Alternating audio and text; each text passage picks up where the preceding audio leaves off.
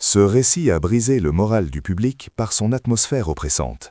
Tout commence à Hawkins, une ville paisible, où l'ombre d'un laboratoire gouvernemental cache des secrets qu'aucun humain ne devrait jamais découvrir un jour. Will Byers rentre chez lui à vélo après une partie de Donjons et Dragons.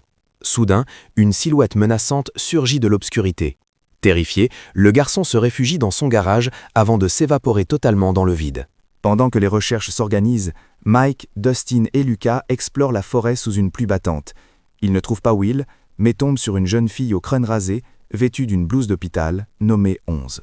Joyce, la mère de Will, sombre dans le désespoir, jusqu'à ce que son téléphone sonne. Des bruits statiques et des souffles inhumains se font entendre. Elle est convaincue que son fils tente de communiquer depuis un autre monde. Le chef de la police, Jim Hopper, commence à suspecter le laboratoire national de Hawkins. En visionnant les caméras de surveillance, il réalise que les dossiers sont falsifiés et que quelque chose d'organique s'est échappé des profondeurs. Joyce installe des alphabets sur ses murs. Miraculeusement, les ampoules s'allument pour épeler des messages. Will confirme qu'il est vivant, mais il prévient sa mère d'un danger imminent qui rôde juste derrière les murs de la maison. L'espoir s'effondre lorsque le corps de Will est repêché dans une carrière. Cependant, Hopper découvre que le cadavre est un mannequin rempli de mousse. La conspiration est bien plus vaste et sombre qu'une simple disparition locale. Chez Mike, 11 révèle ses capacités psychocinétiques en faisant léviter un faucon Millennium. Elle explique, grâce au plateau de jeu, que Will est coincé dans le monde à l'envers, une version putréfiée et sombre de leur réalité. Nancy Wheeler, cherchant sa amie disparue Barb, découvre un passage visqueux dans le tronc d'un arbre. Elle pénètre brièvement dans une dimension de cendres et d'ombre avant d'être poursuivie par une créature sans visage terrifiante. Hopper s'introduit de force dans le laboratoire et découvre une paroi vivante qui semble respirer. Il comprend que les scientifiques, menés par le Dr Brenner, ont ouvert une porte vers un enfer biologique qu'ils ne contrôlent plus.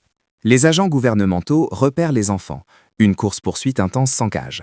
Alors que les fourgons bloquent la route, 11 utilise sa puissance mentale pour faire basculer un véhicule par-dessus leur tête, permettant ainsi leur fuite. Joyce et Hopper unissent leurs forces avec les enfants et Nancy. Ils réalisent qu'ils doivent construire un caisson de privation sensorielle pour amplifier les pouvoirs de 11 afin de localiser précisément Wynne dans la dimension parallèle. Immergée dans l'eau salée, l'esprit de 11 traverse les dimensions. Elle trouve Will, affaibli et caché dans son fort imaginaire. Il est mourant, entouré d'une végétation rampante et d'une atmosphère toxique irrespirable. Pendant ce temps, Nancy et Jonathan préparent un piège dans la maison des Byers. Ils utilisent des pièges à ours et de l'essence pour affronter le Démogorgon, attirant le monstre par une atmosphère de tension psychologique pure.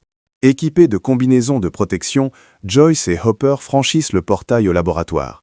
Ils découvrent une version cauchemardesque de Hawkins, où tout est recouvert d'une pellicule de mort et de particules de cendres flottantes. Le Démogorgon envahit l'école où se cachent les enfants.